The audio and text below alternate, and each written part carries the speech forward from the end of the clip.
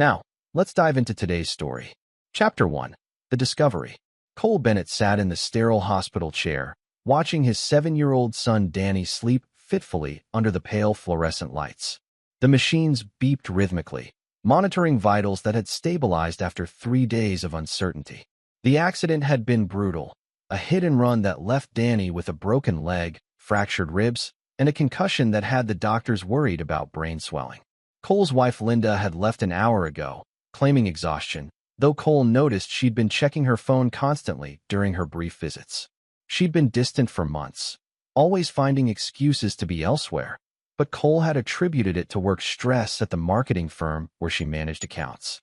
As a former Marine turned construction foreman, Cole understood stress differently. He'd built his small but profitable construction company from nothing after his military service, working 18-hour days to provide for his family. His weathered hands and scarred knuckles told stories of honest labor, but his sharp green eyes missed nothing, a trait that had kept him alive during 2 tours in Afghanistan. Danny stirred, mumbling something incoherent. Cole leaned forward, smoothing his son's brown hair that matched his own. On the nightstand, scattered among get-well cards from Danny's classmates, lay several drawings the boy had made during his conscious moments. Most were typical kid artwork, stick figures of the family, dogs, superheroes. But one drawing caught Cole's attention as he tidied the table. It had been folded and seemed different from the others. As he unfolded it, his blood chilled. The crude but unmistakable image showed a car, a blue sedan, striking a small figure. In the background, a tall man was running away from the scene. But what made Cole's hands tremble was the license plate Danny had carefully drawn on the car, TRW 4429.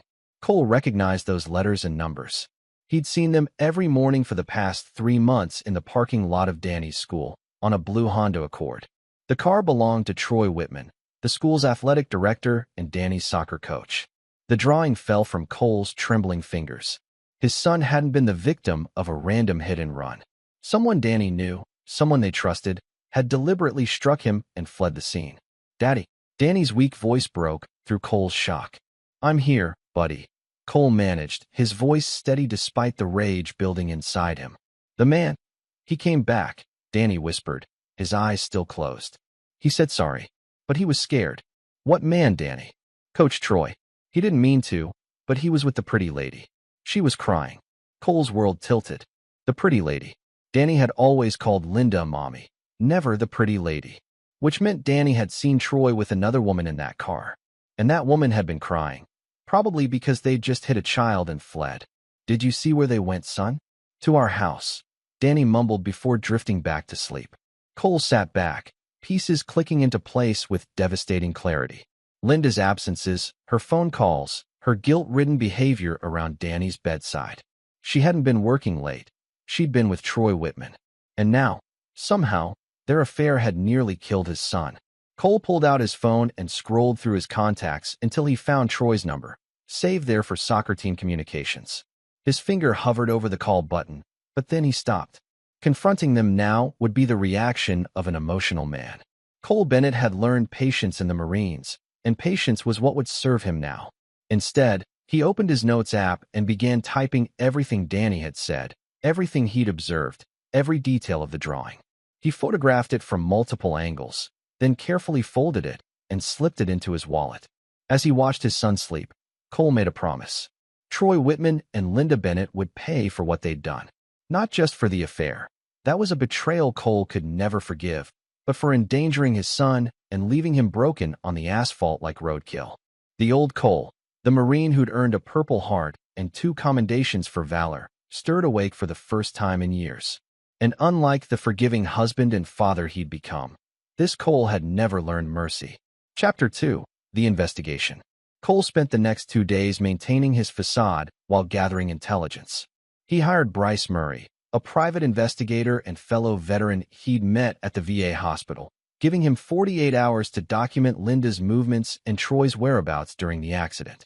The results exceeded Cole's darkest expectations. Bryce's report contained photos, credit card receipts, and phone records that painted a sordid picture. Linda and Troy had been meeting at the Riverside Motel every Tuesday and Thursday for 6 months.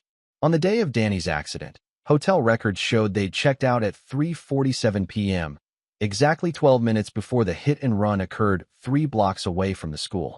Security footage from a nearby gas station showed Troy's Honda Accord speeding through the intersection at 3:52 p.m. with visible front-end damage. Most damning of all, Bryce had obtained footage from the hospital parking lot showing Linda and Troy arguing intensely in his damaged car 2 hours after the accident, while Cole had been inside holding vigil over Danny. But Cole needed more than evidence of guilt. He needed leverage. "There's something else," Bryce said during their meeting at a diner outside town. "Troy Whitman's got problems. Real problems." Bryce slid a manila folder across the table. Inside were bank statements showing Troy was drowning in gambling debts. Over $200,000 owed to various creditors, including some with connections to organized crime families in the state capital. "He's been stealing from the school's athletic fund," Bryce continued. "Small amounts, but it adds up. Your wife doesn't know about this part. My source says Troy's been promising people he'd have the money soon, but they're getting impatient." Cole studied the documents, his construction-trained mind already building the framework of his revenge.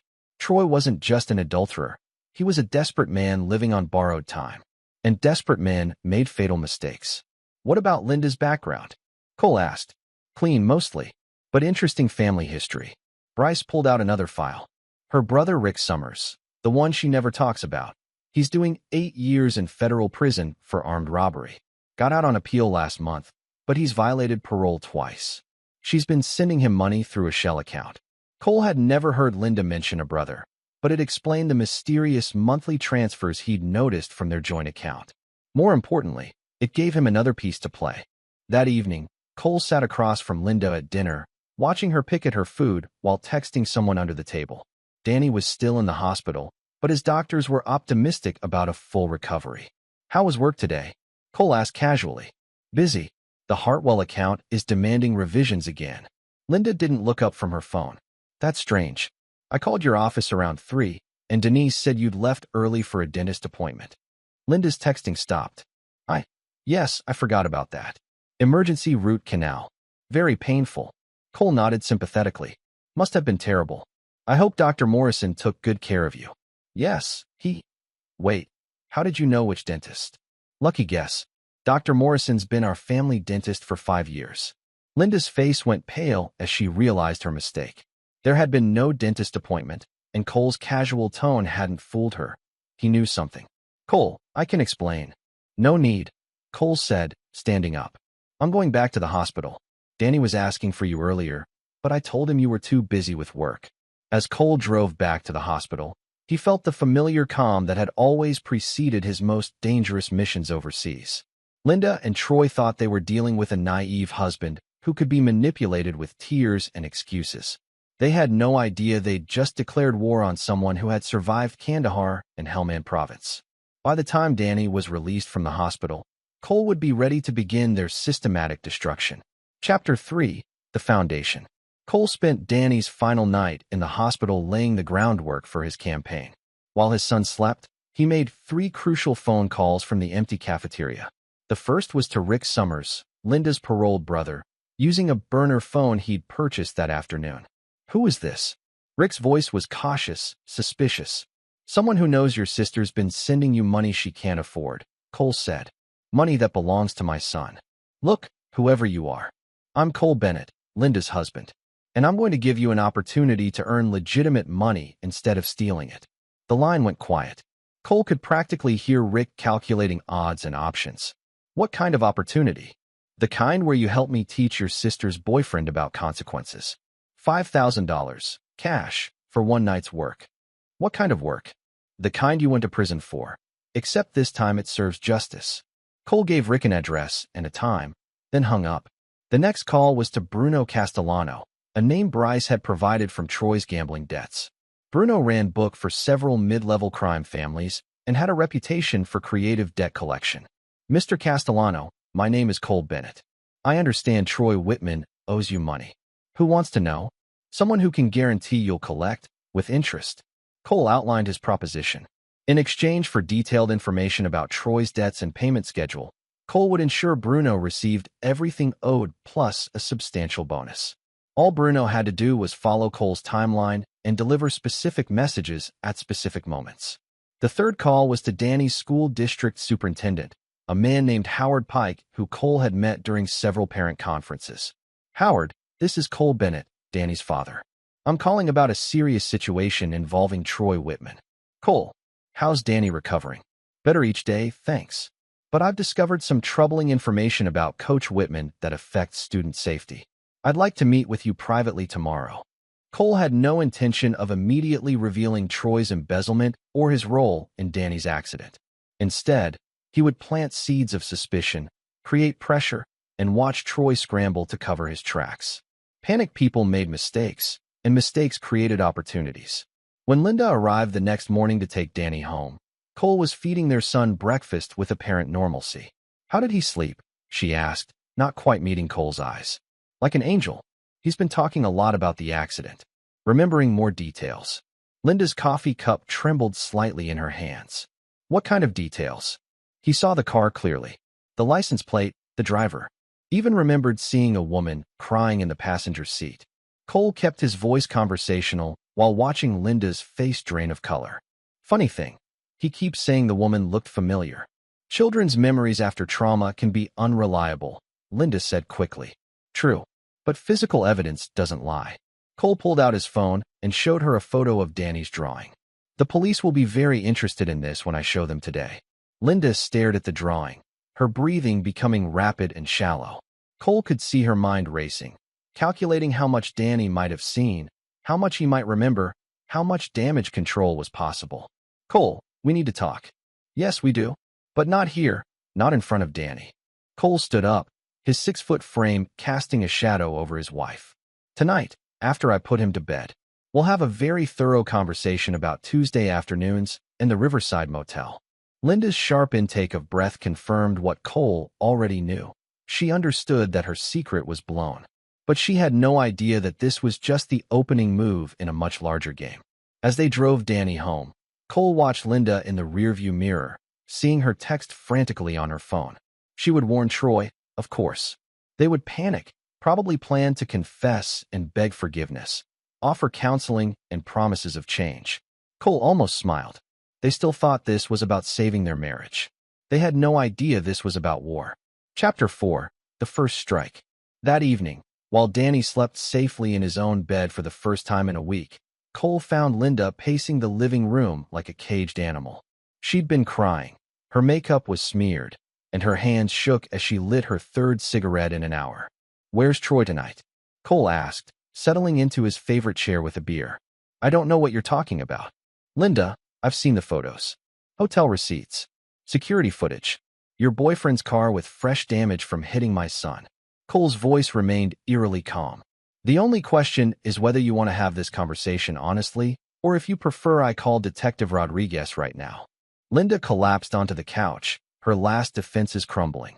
"It wasn't supposed to happen like this." "How was it supposed to happen?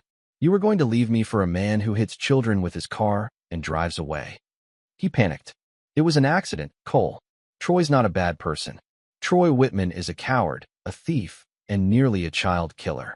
Cole leaned forward. "But you're wrong about one thing. This wasn't an accident." Linda looked up, confused. "See, I did some digging today. Talked to Howard Pike. Showed him some interesting financial records. Turns out Troy's been skimming from the athletic fund for months. He's in debt to people who break legs for late payments."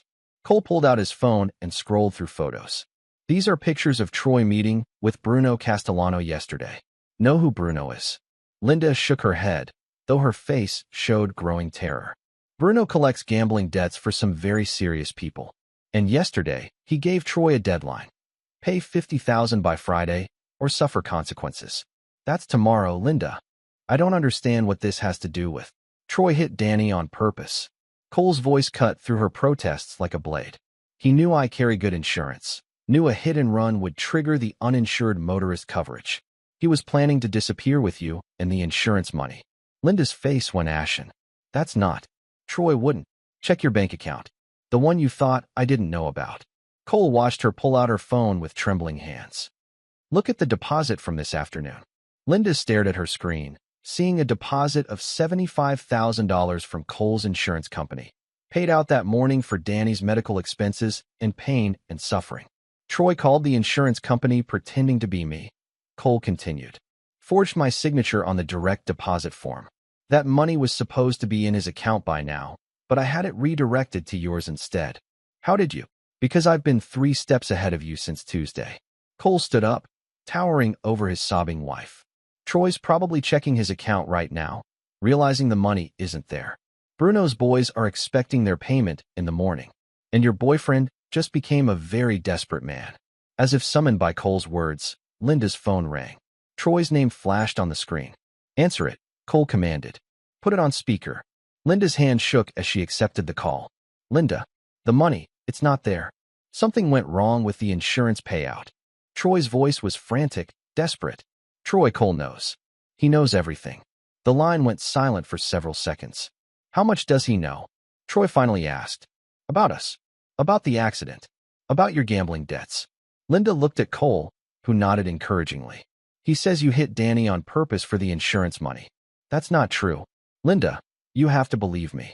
Then explain why you're calling about money before asking how she's doing. Cole said, loud enough for the phone to pick up his voice. Another silence. Then Cole, listen to me. No, you listen to me, Troy. You have until midnight to turn yourself into the police for the hit and run. If you don't, I'll make sure Bruno Castellano knows exactly where to find you. Cole ended the call and pocketed Linda's phone. What happens now? Linda whispered. Now? Now we wait and see what kind of man your lover really is. Cole headed toward the stairs. I suggest you call a lawyer. You're going to need one. As Cole tucked Danny into bed, his son looked up with clear, trusting eyes. Daddy, is Coach Troy in trouble? Yes, son. He made some very bad choices. Will he say sorry to me? Cole kissed his son's forehead. One way or another, he'll pay for what he did.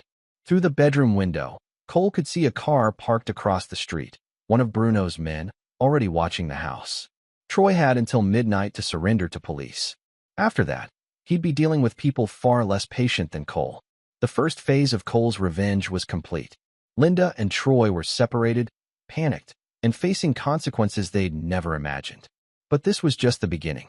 By dawn, they would both understand that betraying Cole Bennett came with a price that would haunt them for the rest of their lives. Chapter 5. The Trap Closes. At 11:47 p.m., Troy Whitman made his choice. Instead of surrendering to police, he drove to Cole's house with a baseball bat and desperation in his eyes. Cole was waiting.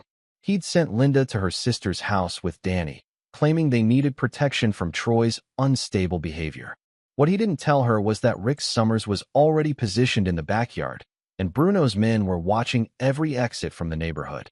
Troy's Honda screeched into the driveway, and he stumbled out, still wearing his coaching clothes from what would be his last day at the school. Cole watched from the kitchen window as Troy approached the front door, bat raised.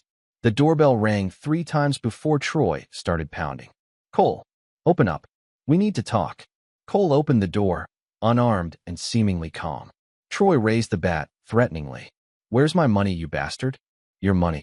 Cole stepped aside, inviting Troy, Indiana. You mean the insurance payout for nearly killing my son? Troy swung the bat at Cole's head, but Cole had been expecting it. Years of military training kicked in. He ducked, grabbed Troy's wrist, and twisted until the bat clattered to the floor. In one fluid motion, Cole had Troy face down on the hardwood, arm pinned behind his back. Here's what's going to happen, Cole said, his voice barely above a whisper. You're going to sit in that chair and listen very carefully. Cole zip-tied Troy's hands to the wooden kitchen chair, then sat across from him at the table. The money is in an account you can't access. The police are looking for you. I called in a domestic disturbance report 20 minutes ago, and Bruno Castellano's boys are parked outside, waiting to see if you leave this house alive. Troy's face was already swelling from where Cole had pressed his face into the floor. What do you want? I want you to understand what happens to people who threaten my family. Cole pulled out a tablet and showed Troy a video feed. That's your apartment. Those are Bruno's men breaking down your door right now. On the screen, 3 large men were systematically destroying Troy's apartment, looking for money or valuables to collect on his debt. And this, Cole swiped to another feed, is your ex-wife's house in Portland. Troy's eyes widened. Sarah doesn't have anything to do with this. She does now. See, When desperate men can't pay their debts, collection agencies expand their searches. Your ex-wife, your teenage daughter Emma, they're all potential leverage points. You sick bastard. Leave them out of this.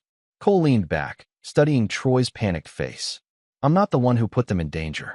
You did, when you decided to steal from children and hit my son with your car. It was an accident. The hit and run was an accident. The embezzlement was deliberate. The affair with my wife was deliberate. Running away instead of helping my injured son was deliberate. Cole's voice remained calm, but his eyes were arctic. You made choices, Troy. Now you live with consequences. Cole pulled out his phone and dialed a number. Bruno? Yeah, he's here. No, he doesn't have your money. He listened for a moment. Okay, I'll tell him. Cole ended the call and looked at Troy. Bruno says you have 1 hour to produce $50,000, or his men start visiting your family members. I don't have that kind of money. You know I don't. But Linda does. The insurance payout is sitting in her account right now. Cole pulled up Linda's banking app on his tablet. All I need is her authorization to transfer the funds. Troy's face cycled through confusion, hope, and then dawning horror as he understood the trap. You want me to convince Linda to give up the money. I want you to choose between your own skin and my wife's financial security. Cole smiled coldly. Same choice you made when you decided to use my son as a payday. For the next 30 minutes, Cole listened to Troy make increasingly desperate phone calls to Linda, begging her to transfer the money to Bruno's account. Linda, believing she was saving Troy's life, authorized the transfer from her sister's house. When it was done, Cole cut Troy's restraints. Now what? Troy asked, rubbing his wrists. Now you call the police and confess to the hit and run. What? But I paid Bruno. You paid him with stolen money. Money that belonged to my son. Cole pulled out another phone, Danny's old one. I recorded every word of you admitting to embezzlement and attempting to profit from hitting a child. The police are very interested in this recording. Troy stared at the phone, finally understanding that he'd been manipulated into confessing everything. You set this up. All of it. I told you I was 3 steps ahead. Cole stood up. Bruno got his money, so you'll live through the night. But in the morning, you'll be arrested for hit and run, embezzlement, and insurance fraud. Linda will be facing charges as an accessory after the fact. What about Danny? What about your family? Cole's expression hardened. Danny will recover with the best medical care money can buy. Care I'll pay for with my own money, not stolen insurance payouts. As for Linda, he shrugged. She made her choice when she chose you. Police sirens wailed in the distance, growing closer. I called them 5 minutes ago, Cole said. Told them I'd subdued a burglar who was threatening my family. As the police cars surrounded the house, Cole looked at Troy one last time. In prison, they have a special hatred for people who hurt children. I made sure word gets around about what you did to Danny. Troy's face went white with terror as he realized his ordeal was just beginning. Cole Bennett had won the first battle, but the war was far from over. Chapter 6, The Web Tightens. Linda returned home the next morning to find police tape across her driveway, and her husband calmly making breakfast for Danny as if nothing had happened. Where's Troy? She demanded, still in yesterday's clothes. County jail. Attempted burglary, assault with a deadly weapon, and several other charges. Cole flipped pancakes while Danny colored at the kitchen table, his injured leg propped up on a pillow. He should make bail by next week, assuming he can find someone to post the $100,000. Linda sank into a chair, the weight of the situation finally hitting her. The money, the insurance money is gone. You transferred it to a gambling debt collector. The FBI's Financial Crimes Unit is very interested in that transaction. You tricked me. You made me think. I made you choose between money and Troy's life. You chose Troy. Cole set a plate of pancakes in front of Danny, then turned to face his wife. Interesting priorities for a mother whose son was nearly killed. Danny looked up from his coloring book. Mommy, why are you crying? Linda wiped her eyes and tried to compose herself. Mommy just made some mistakes, baby. Like Coach Troy did when he hit me with his car. The question hung in the air like a bomb. Linda stared at her son, realizing he remembered more than anyone had told him. Danny, Cole said gently, why don't you go watch cartoons in the living room? After Danny left, Linda turned on Cole with fury. You told him? I didn't have to. He saw everything. The car, the license plate, Troy running away. He saw you in the passenger seat, crying. Cole sat down across from her. Our son isn't stupid, Linda. He knows you were there when Troy hit him. It wasn't supposed to happen like that. You were just having an affair with a man who needed money desperately enough to run down a child for insurance fraud. Cole leaned forward. Tell me, when did you know? When Troy told you he'd hit Danny, or when you saw my son lying broken on the asphalt? Linda's silence was answer enough. You knew before the hospital? You knew. And you sat beside Danny's bed for 3 days, holding his hand and comforting him, knowing your boyfriend had put him there. I was protecting. You were protecting yourself. Cole's voice cut through her excuses. Now let me tell you what's going to happen next. Cole pulled out a thick manila folder and spread documents across the table. These are divorce papers. No fault, citing irreconcilable differences. You'll get the house. It's worth about $200,000 after the mortgage. I'll take my business, my tools, and Danny. You can't take my son. I can and I will. Cole showed her another document. This is a custody agreement.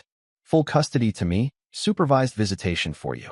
Any judge who sees Danny's drawing and hears about your role in the hit and run will agree that you're an unfit mother. Linda stared at the papers, her world crumbling around her. Cole, please. We can work this out. I made mistakes, but this isn't about mistakes. This is about character. Cole gathered the documents. You chose Troy over Danny. You chose covering up a crime over getting help for your injured son. You chose to take insurance money meant for a child's medical care and give it to a criminal. I can change.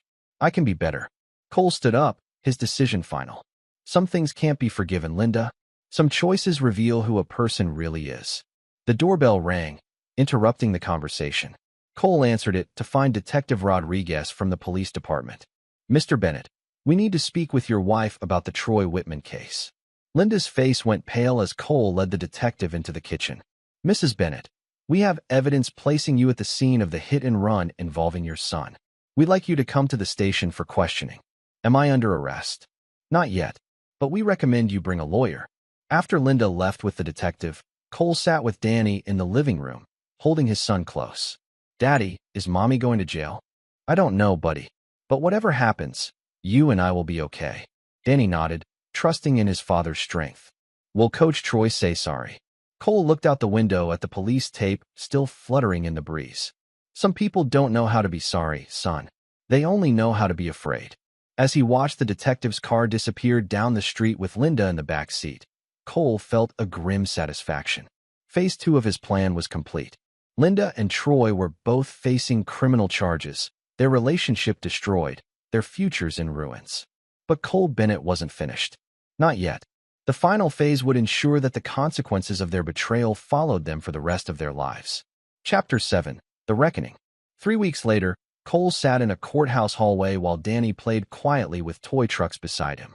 Today was the custody hearing that would determine their future, and Cole had prepared for it like a military operation. Linda appeared at the far end of the hallway with her lawyer, a public defender who looked overwhelmed. She'd lost weight, her hair was unwashed, and she wore the haunted expression of someone whose world had completely collapsed. Troy was already in prison, his bail revoked after he'd attempted to flee the state.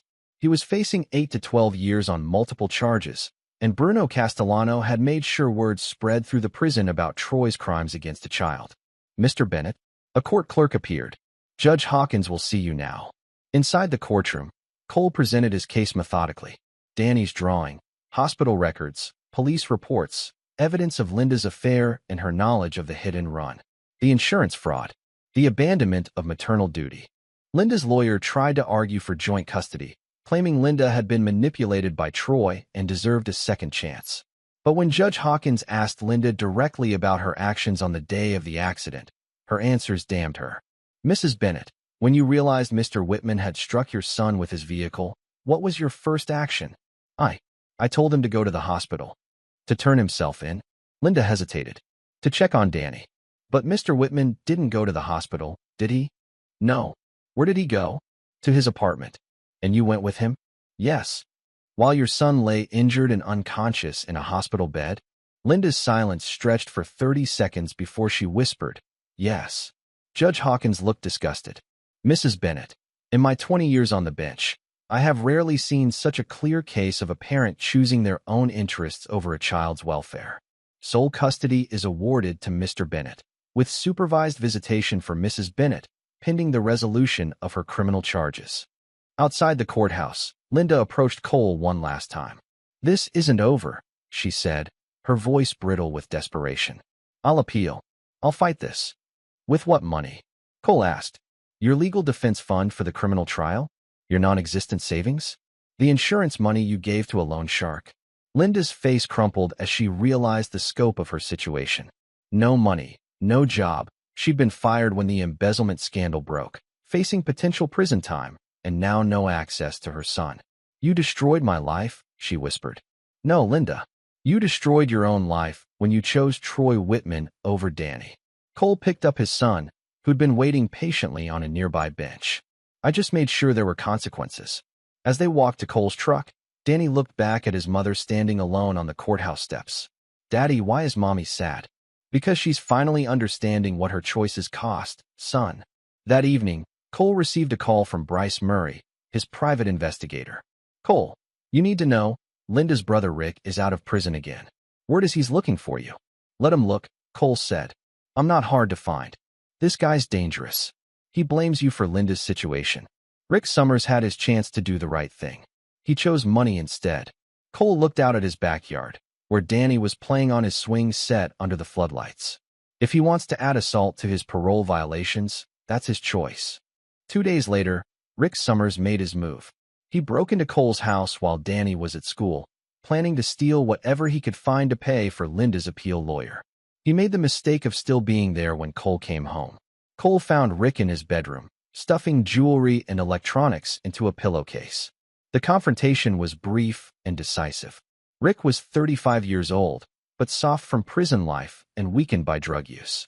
Cole was 38, hardened by military service and construction work, and fueled by protective rage. When the police arrived 20 minutes later, Rick was unconscious on the floor with a broken nose, fractured ribs, and a dislocated shoulder. Cole was sitting calmly on his front porch, completely uninjured. "Self-defense," Cole told the responding officers. "Man broke into my house while my son was at school. I neutralized the threat."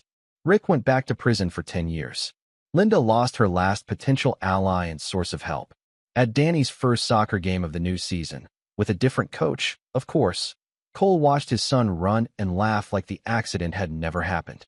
The boy was resilient, optimistic, trusting in his father's protection. "Mr. Bennett," another parent approached. "I wanted to thank you." "For what?" "For exposing Troy Whitman. My daughter Emma was on his team last year. She never said anything at the time, but after he was arrested, she told me he'd been inappropriate with some of the girls." Cole felt a cold satisfaction. Even in prison, Troy would be facing new accusations, new consequences for crimes Cole had never even suspected.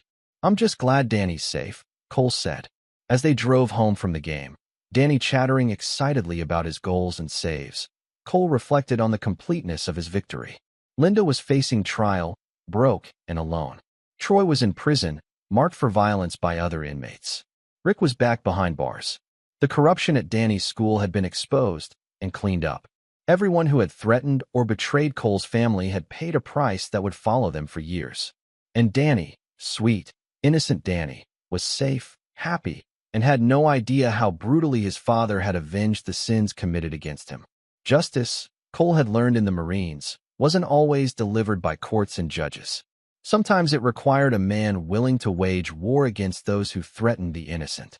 Sometimes it required someone who never forgot, never forgave, and never showed mercy to those who chose evil over good. Chapter 8. The Final Strike. 6 months after the custody hearing, Cole received an unexpected visitor. District Attorney Rebecca Flores sat across from him in his construction company office, reviewing a thick case file. "Mr. Bennett, we have a problem." "What kind of problem?" "Linda's public defender is pushing for a plea deal. Probation, community service, suspended sentence. She's claiming coercion, emotional manipulation, battered wife syndrome." Cole set down his coffee. "Linda was never a battered wife." "I know that. You know that. But her lawyer is painting a picture of an emotionally fragile woman manipulated by Troy Whitman and then psychologically terrorized by her husband's quest for revenge." "What's your point?" "My point is that without Linda's cooperation, our case against Troy for the insurance fraud falls apart. She's the only witness who can testify about his premeditation. DA Flores leaned forward. She's threatening to recant her statement unless we recommend probation. Cole had been expecting this. Linda was desperate, backed into a corner, with nothing left to lose. Of course she would try to bargain her way out. What do you need from me? Evidence. Something that proves Linda was an active participant, not a victim. Cole reached into his desk drawer and pulled out a sealed envelope he'd been saving for this exact moment. Hidden camera footage from the Riverside Motel.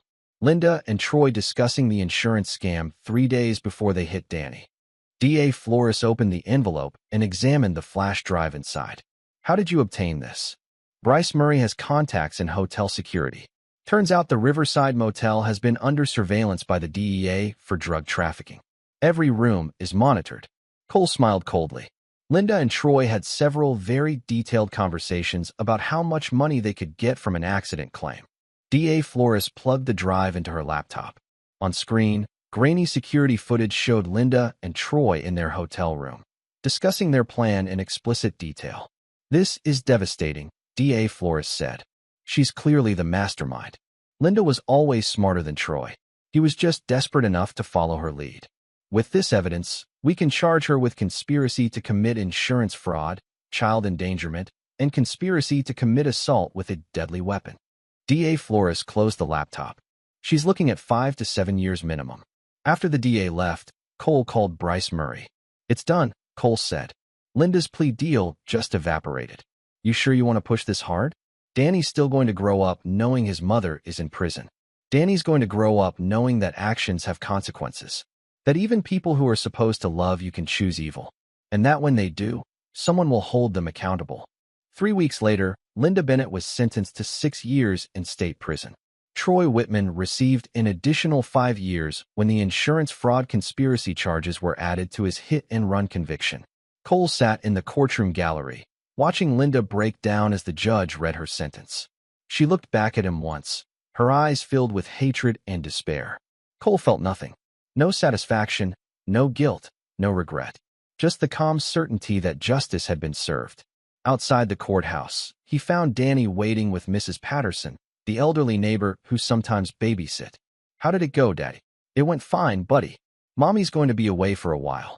Danny nodded solemnly. At 8 years old, he understood more than most adults gave him credit for. Is she sorry for what she did? Cole looked back at the courthouse where Linda was being led away in handcuffs. I don't think she knows how to be sorry, son. But that's okay. We don't need her to be sorry. We just need her to be gone. That evening, Cole and Danny had dinner at their favorite restaurant, a small Italian place where the owner always remembered Danny's name and gave him extra breadsticks. Daddy, are you sad about Mommy? Cole considered the question carefully. I'm sad about what she chose to become, but I'm not sad that she's facing consequences for those choices. Will I see her again? Someday, when you're older, if you want to, but not for a long time. Danny nodded and went back to his spaghetti. The boy was remarkably resilient, adapting to their new normal with the flexibility of childhood. As they drove home, Cole reflected on the year that had passed since Danny's accident. Linda would spend the next 6 years in prison. Troy would serve at least 8, probably more when the other charges against him were prosecuted. Rick was back behind bars for a decade. Every person who had threatened or betrayed Cole's family was now facing long-term consequences for their choices. And Danny, the innocent victim at the center of it all, was happy, healthy, and secure in his father's protection. Cole Bennett had declared war on those who endangered his son, and he had won completely. But victory, he was learning, tasted different than he'd expected. Not sweet, not bitter, just quiet. Final. The war was over. Now came the peace. Chapter 9, New Beginnings. 1 year later, Cole stood in the kitchen of their new house, a larger home in a better neighborhood, built with the profits from his expanding construction business. Danny, now 9 and fully recovered from his injuries, was helping him make pancakes for breakfast. Dad, Jenny's mom wants to know if you're coming to the school fundraiser next week. Jenny Martinez was Danny's classmate and closest friend. Her mother, Sophia, was a single mom who worked as a nurse at the hospital where Danny had recovered. Over the past few months, she and Cole had developed a cautious friendship that was slowly becoming something more. Tell Mrs. Martinez I'll be there, Cole said, flipping a pancake perfectly. Are you going to ask her to dance? Danny grinned mischievously. Maybe. Think I should. Yeah. She's really nice, and she makes good cookies. Cole laughed, a sound that came more easily now than it had in years. The darkness that had consumed him during his war against Linda and Troy had gradually lifted, replaced by something lighter and more hopeful. The doorbell rang, and Danny raced to answer it. Through the window, Cole could see Sofia Martinez standing on the porch with a coffee and a shy smile. Good morning, she said when Cole joined them at the door. I was in the neighborhood and thought you might want coffee. The good kind, not the construction site sludge you usually drink. How do you know what I drink at work? Danny told me. He's very concerned about your caffeine intake. Cole accepted the coffee gratefully. Sofia was beautiful in a quiet, understated way. Dark hair, kind eyes, and an easy laugh that made Danny light up whenever she was around. Want to come in? We're making pancakes. I don't want to intrude. Please. Danny interrupted. Dad makes the best pancakes, and we have way too many. As Sofia joined them in the kitchen, Cole felt something he hadn't experienced in years, contentment.